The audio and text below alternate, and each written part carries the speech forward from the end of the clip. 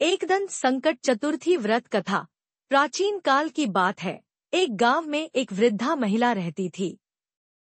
वह भगवान गणेश की परम भक्त थी और हर चतुर्थी को उपवास करती, कथा सुनती और विधिवत पूजन करती थी। उसका एक पुत्र था जो बहुत ही बीमार और दुर्भाग्यशाली था।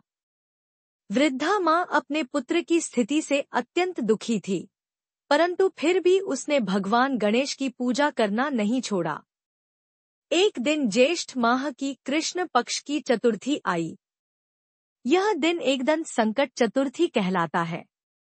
वृद्धा ने पूर्ण श्रद्धा से व्रत किया और भगवान गणेश से प्रार्थना की, हे एकदंत, हे विघ्नहर्ता, कृपा करके मेरे पुत्र की रक्षा करो और उसके जीवन के कष्टों का निवारण करो।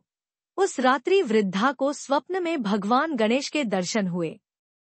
उन्होंने कहा, हे भक्तवत्सला, तुम्हारी श्रद्धा और भक्ति से मैं प्रसन्न हूँ। तुम्हारे पुत्र के सभी संकट समाप्त होंगे। प्रातः होते ही वृद्धा ने अपने पुत्र को भगवान गणेश का प्रसाद दिया। कुछ ही दिनों में उसका पुत्र पूर्णतः स्वस्थ हो गया और उसके जीवन में सुख समृद्धि आने लगी।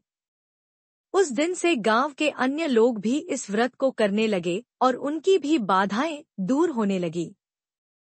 व्रत विधि संक्षेप में, प्रातः स्नान करके स्वच्छ वस्त्र धारण करें। व्रत का संकल्प लें। गणेश जी की प्रतिमा को स्थापित कर पूजन करें। दूर्वा, मोदक, लड्डू, धूप, दीप से पूजन करें। गण गणपत्य नमः मंत्र का जाप करें। एकदंत संकट चतुर्थी व्रत कथा सुने या पढ़े। चंद्रमा को अर्घ्य देकर व्रत पूर्ण करें।